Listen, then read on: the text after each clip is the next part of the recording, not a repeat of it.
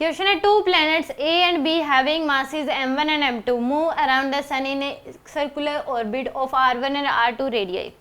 If angular momentum of A is L and angular momentum of B is 3L, the ratio of time period. तो time period की अगर बात आ जाए और सन के अराउंड सर्कुलर पाथ पे घूम रहे हैं प्लेनेट, तो कैप्लस थर्ड लॉ याद आ जाता है, टी स्क्वायर एग्जैक्टली प्रोपोर्शनल होता है आर क्यूब के, T square exactly proportional to R cube. तो यहाँ पे इसमें अगर बात करें यानी कि ए की अगर बात करें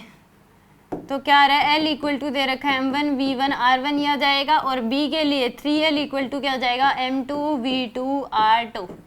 ये हमारे पास आ जाएगी एक इक्वेशन। तो क्योंकि ए का मोमेंटम एल दे रखा है, बी का 3l दे रखा है, तो L equal to m1 v1 r1 divide equal, और एक इक्वेशन ये आ गई हमारे पास, एक ये है 3l equal to m2 v2 r2।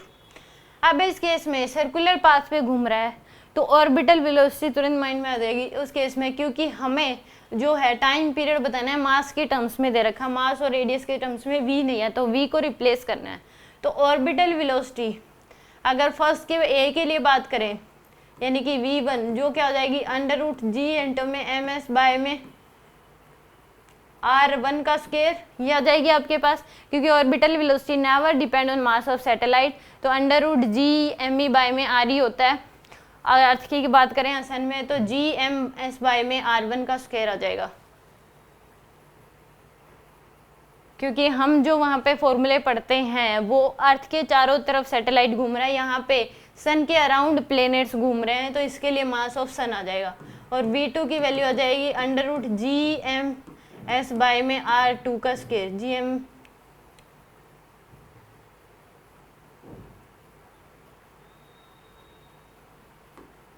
Square नहीं होता, G M E by R E होता है बस, यानी कि r1 और ये क्या आ जाएगा r2।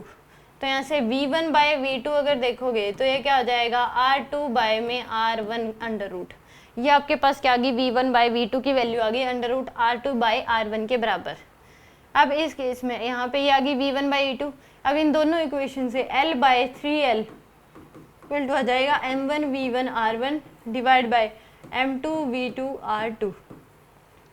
तो यहाँ से L C 1 by 3 equal to क्या आ गया आपके पास m1 bye m2, v1 bye v2 की वैल्यू पुट कर दो अंडर रूट r2 बाय में r1 इंटू में r1 बाय में r2, तो इससे ये जाएगा रूट r1 बच जाएगा, यहाँ पे क्या बच जाएगा रूट r2। तो यानी कि 1 by 3 equal to m1 m2 into में क्या आ जाएगा अंडर रूट r1 r2। तो यहाँ से under root r1 bye r2 की जो वैल्यू है वो आपके पास आ गई m2 बाय में m1 इंटू में 1 बाय 3, ये आपके पास r1 bye r2 root r1 bye r2 की वैल्यू आ गई। तो यहाँ से अगर देखें अब इस केस में टाइम पीरियड का अगर रेशो निकालना है तो टी ए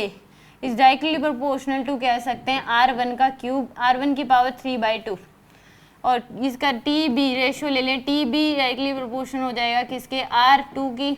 पावर 3/2 के, दोनों का रेशो ले रहे हैं। तो यहाँ से टी ए बाय में T B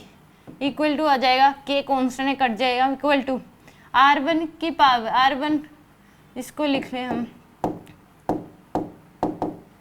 root r1 bye r2 की वैल्यू जो है वो क्यूब कर सकते हैं, ऐसा लिख सकते हैं। अब रूट r1 बाय r2 की वैल्यू है 1 बाय 3 m2 बाय m1,